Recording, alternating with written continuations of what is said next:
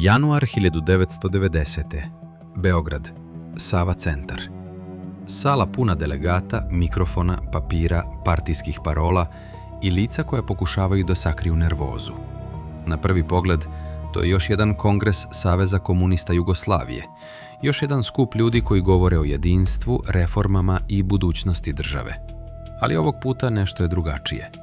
Kamere ne snimaju samo političku sednicu.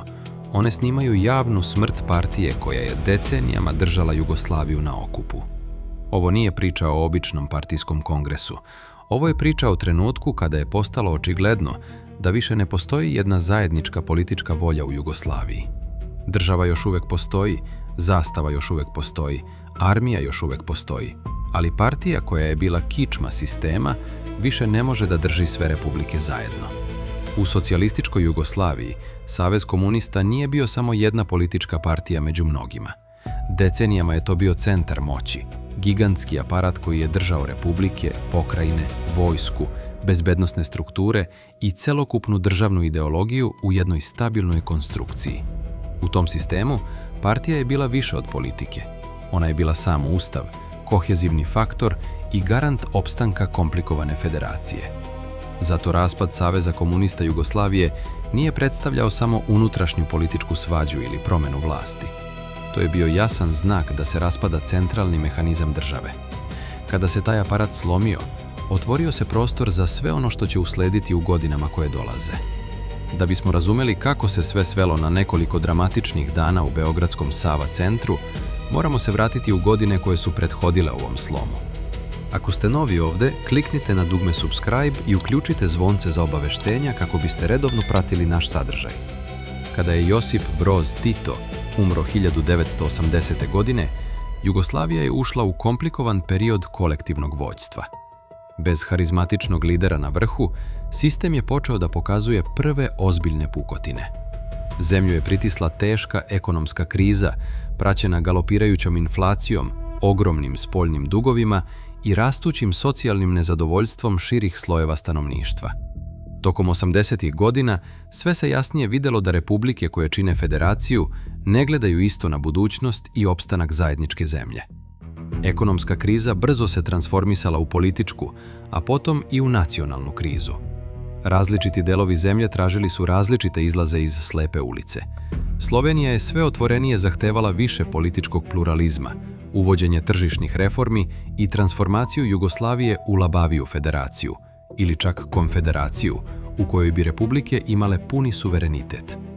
S druge strane, Srbija pod vođstvom Slobodana Miloševića tražila je jaču centralnu liniju, obnovu federacije na čvršćim osnovama i promenu odnosa snaga unutar zemlje, posebno nakon dramatičnih političkih promena i masovnih okupljanja na Kosovu, Vojvodini i u Crnoj Gori, poznatih kao antibirokratska revolucija.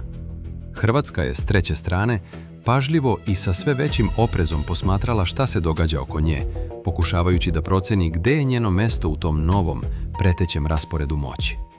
Bio je to politički sudar koji je dugo dolazio, a atmosfera u zemlji postajala je sve napetija sa svakim novim mesecom.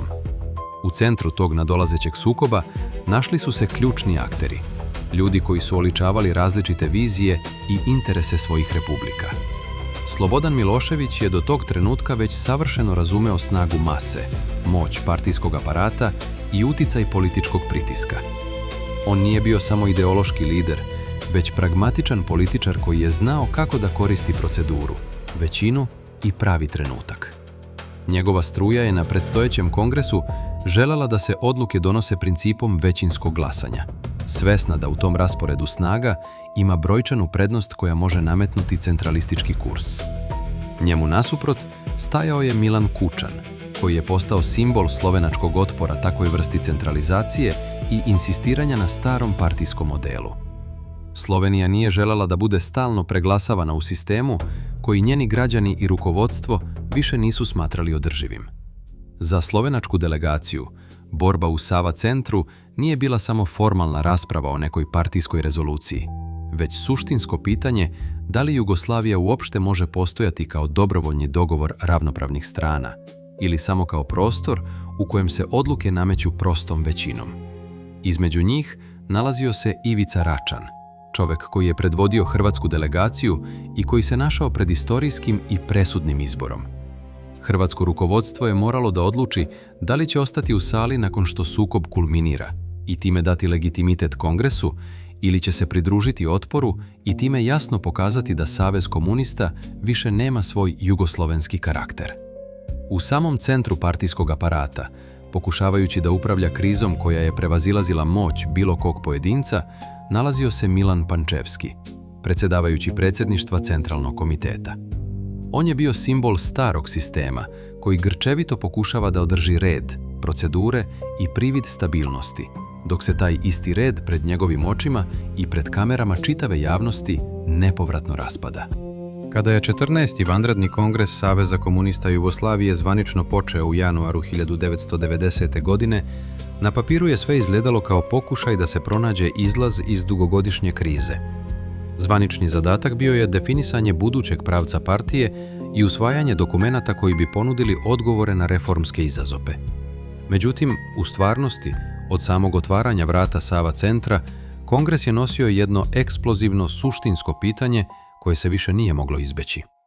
Da li Jugoslavija može da opstane kao jednopartijski centralizovani sistem ili je istorijsko vreme već nepovratno pregazilo tu staru konstrukciju? Atmosfera u velikoj sali bila je teška, ispunjena elektricitetom i pritajenim antagonizmom. Delegati su sedeli satima, slušali beskrajne govore, čitali gomile pripremljenih materijala i raspravljali o amandmanima, statutima i budućnosti socijalizma. Ali iza tog suvoparnog proceduralnog jezika krio se ogoljeni sukob oko same prirode i opstanka države. Svaka izgovorena rečenica, iako umotana u tehničke partijske fraze, nosila je u sebi političku bombu.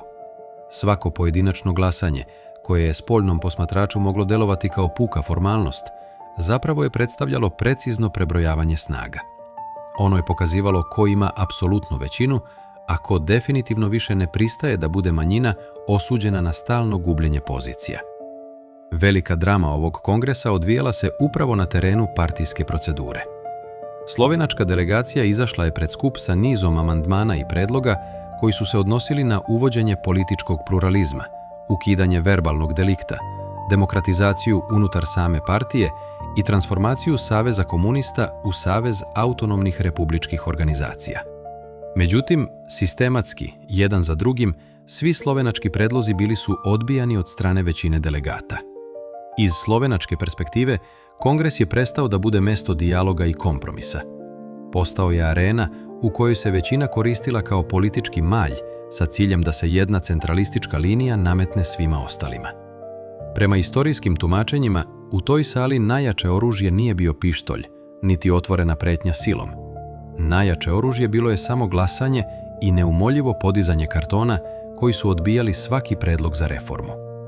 Slovenački delegati došli su do zida, gde je ostanak u sali značio prihvatanje pravila igre u kojoj su unapred osuđeni na poraz, dok je odlazak značio potpuno rušenje iluzije da partija još uvek predstavlja celu Jugoslaviju. Tada dolazi do ključnog trenutka koji će ostati trajno zabeležen u analima jugoslovenske istorije. Više nije bilo prostora za replike na replike i proceduralna nadmudrivanja. Milan Kučan i delegati iz Slovenije donose odluku. Ustaju sa svojih mesta i u tišini kreću ka izlaznim vratima velike sale. Taj čin nije bio običan politički protest, niti prolazni bojkot kakvih je bivalo u prošlosti. To je bila jasna, javna poruka da Savez komunista Jugoslavije više ne postoji kao jedinstvena celina i da više ne može da govori u ime svih svojih naroda i republika. U tom sekundu, dok su se slovenački delegati kretali ka izlazima pod svetlima televizijskih reflektora, Kongres je formalno možda još uvek trajao, ali je njegova jugoslovenska legitimnost počela dramatično da se urušava pred milionima gledalaca koji su prenos pratili uživo. Reakcija u sali bila je mešavina šoka, neverice i tvrdoglavog pokušaja da se spasi ono što se spasiti ne može. Miloševićeva struja i značajan deo preostalih delegata smatrali su da rad treba nastaviti. Logika je bila jednostavna, ali politički slepa. Ako su Slovenci sami odlučili da napuste skup, Kongres ima kvorum i može nastaviti sa radom i donošenjem odluka bez njih. Milan Pančevski je pokušavao da održi sednicu, predlažući pauze i konsultacije, ali se u tom trenutku otvorilo suštinsko istorijsko pitanje. Ako Jugoslovenski partijski kongres nastavi da radi bez jedne čitave republike, da li je to uopšte više Jugoslovenski kongres ili postaje skup samo onih koji se slažu sa jednom političkom vizijom? U tom kritičnom međuprostoru Hrvatska postaje ključni faktor i zadaje presudni drugi udarac sistemu. Ivica Račan i hrvatska delegacija shvatili su svu težinu trenutka. Bilo im je savršeno jasno da bi ostanak u sali nakon odlaska Slovenije značio davanje potpunog legitimiteta kongresu koji je izgubio svoj savezni karakter. Ako ostanu, poslali bi poruku da prihvataju novu ravnotežu moći i dominaciju jedne struje. Ako odu, praktično bi potvrdili da je Savez komunista Jugoslavije kao jedinstvena organizacija definitivno gotov. Nakon kraćih konsultacija i pauze koja je bila prožeta teškom neizvesnošću, Račan izlazi za govornicu i saopštava odluku. Hrvatska delegacija ne može da prihvati nastavak rada kongresa bez učešća Slovenaca i također napušta salu. To je bio centralni i prelomni trenutak cele drame. Slovenci su možda bili prvi koji su izašli kroz vrata, ali tek kada je hrvatska delegacija krenula za njima, svima u sali i svima pored malih ekrana postalo je jasno da se ne radi o izolovanom incidentu ili prolaznoj krizi. To više nije bio samo sukob unutar partije. To je bio njen konačni javni raspad. U velikoj sali Sava centra ostali su samo nemi mikrofoni, napuštene stolice, razbacani papiri i ljudi koji su u šoku pokušavali da shvate kako da nastave nešto što je upravo izgubilo svaki smisao. Kako su mnogi posmatrači kasnije primetili, Jugoslavija se tog januarskog dana nije raspala na geografskoj karti, niti su se promenile njene granice, ali se nepovratno raspala u samoj glavi i srcu svog političkog sistema. Značaj ovog događaja teško je preuveličati. Savez komunista Jugoslavije bio je posljednji funkcionalni zajednički politički aparat koji je imao moć i autoritet da sve republike drži unutar istog ideološkog i institucionalnog okvira. Kada se ta partijska konstrukcija slomila pred kamerama, nestao je i posljednji zajednički imenitelj jugoslovenske politike. Svaka republika je nakon toga počela mnogo brže, otvorenije i odlučnije da traži sopstveni, odvojeni politički put. Ubrzo nakon sloma kongresa, u Sloveniji i Hrvatskoj dolaze prvi višestranački izbori, praćeni brzim jačanjem nacionalnih stranaka i sve oštrijim političkim podelama. Komunistički monopol na vlast bio je srušen, a nastupio je period u kojem se među republičkim rukovodstvima više nije raspravljalo o tome kako reformisati Jugoslaviju, već o tome da li ona uopšte može da preživi. Istorijska nauka i ozbiljna politička analiza slažu se u oceni da 14. vanredni kongres nije bio jedini, niti izolovani uzrok raspada SFRJ. Bilo bi površno tvrditi da je sve počelo i završilo se u ta 3 burna januarska dana. Uzroci sloma države bili su mnogo dublji, složeniji i dugotrajniji. Oni su obuhvatali strukturnu ekonomsku krizu koja je godinama iscrpljivala zemlju, nerešena nacionalna pitanja koja su tinjala ispod površine, ustavne nedorečenosti iz 1974. godine, stalnu borbu oko raspodele ekonomske i političke moći između centra i periferije, kao i hroničnu slabost kolektivnog državnog predsjedništva nakon Titove smrti. Istovremeno, Jugoslavija nije postojala u vakuumu. Širi evropski kontekst bio je nemilosrdan prema starom sistemu. Godina 1989. je neposredno pre toga iz korena promenila mapu starog kontinenta. Berlinski zid je pao, a komunistički režimi širom istočne Europe rušili su se jedan za drugim ili su prolazili kroz korenite i brze transformacije. Dok se čitav socijalistički svet menjao i prilagođavao novoj epohi, u Jugoslaviji je politička elita i dalje pokušavala da održi stabilnost kroz prevaziđene partijske okvire koji više nisu imali unutrašnju snagu. Dok se Evropa ujedinjavala i menjala paradigmom demokratije, Jugoslovenske republike nisu uspevale da postignu dogovor o zajedničkoj reformi, već su se sve dublje delile oko bazičnog pitanja: ko ima istorijsko i političko pravo da donosi odluke?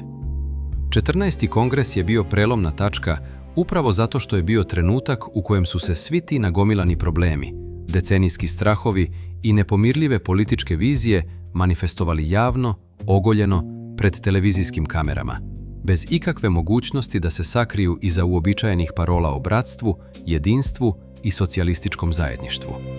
U celoj ovoj istorijskoj drami postoji i duboka simbolika samog mesta gde se slom odigrao. Sava centar u Beogradu građen je krajem 70. godina kao grandiozni simbol jedne moderne, uspešne, socijalističke Jugoslavije. Bio je to prostor projektovan za velike međunarodne konferencije, istorijske skupove Pokreta nesvrstanih i manifestacije državnog samopouzdanja koje su svetu trebale da pokažu stabilnost i progres jugoslovenskog samoupravnog modela. I upravo u takvom ambijentu, pod tim visokim svodovima osmišljenim da reprezentuju snagu i prestiž države, odigrala se scena u kojoj je postalo savršeno jasno da taj isti sistem više nema unutrašnji kapacitet da proizvede čak ni privid minimalnog jedinstva.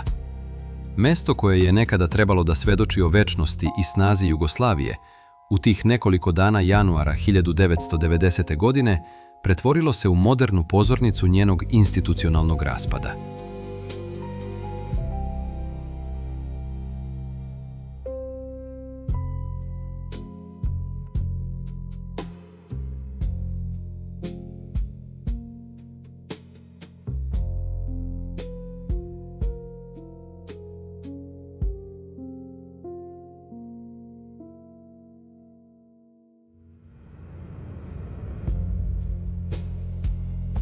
Mesto koje je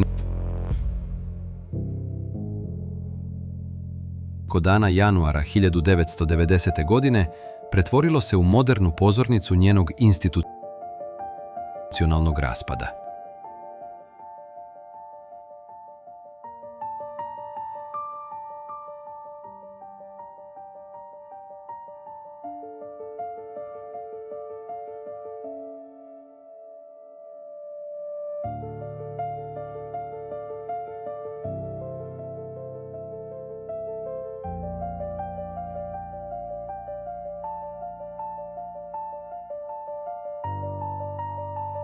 Mesto koje je nekoliko dana januara 1990. godine pretvorilo se u modernu pozornicu njenog institucionalnog raspada.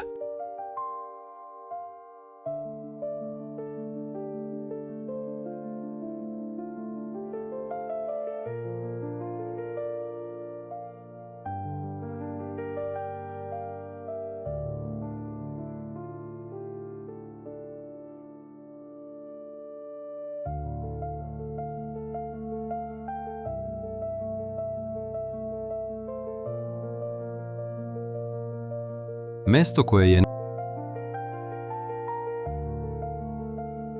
nekoliko dana januara 1990. godine pretvorilo se u modernu pozornicu njenog institucionalnog raspada.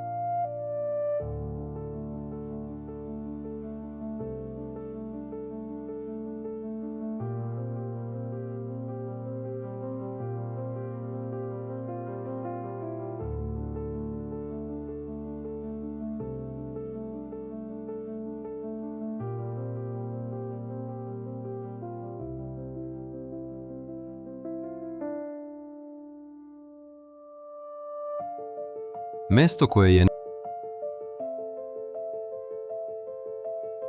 nekoliko dana januara 1990. godine pretvorilo se u modernu pozornicu njenog institucionalnog raspada.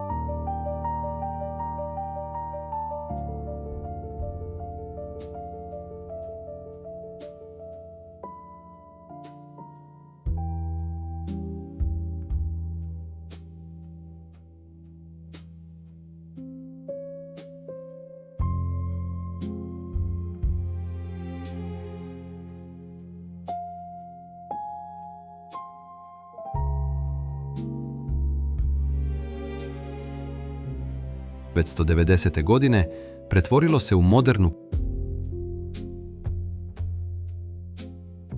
nacionalnog raspada.